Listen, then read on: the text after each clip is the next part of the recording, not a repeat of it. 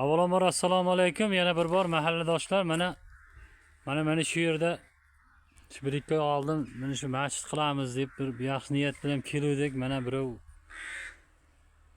qila olmaymiz deydi, birov qilamiz deydi. Allohga tavakkal qilib mana shu masjidni buzgan edik. Mana hozirgi holatini ko'ryapsizlar.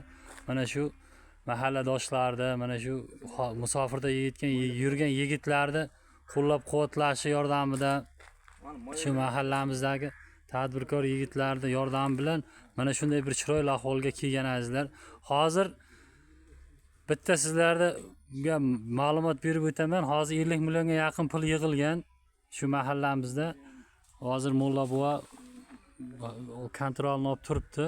Mana shu istiga gumbaz qilishga 150 million mablag' ketadi deyishyapti azizlar. Shu agar yana bir qo'llab-quvvatlasalaringiz, mana shu buni tarix haqida aytib o'tgandik. 7 saroy pirlari, aziz avliyolar mana shu yerda o'tgan deyishgandi. Bizlar tarixchilar bilan ham shu xabarlaringiz bor, videolarni qo'ygandik, gaplashgandik. Shuning uchun shu qo'llab-quvvatlab turasizlar. Imkon qadar mana shu masjid Xudo xohlasa sizni biz o'tib ketgandan keyin ham mana shu masjiddagi o'qilgan namozlarning savoblari borib turadi inshaalloh. Hammalaringizga katta rahmat. Mana yana videolar qo'yib boramiz.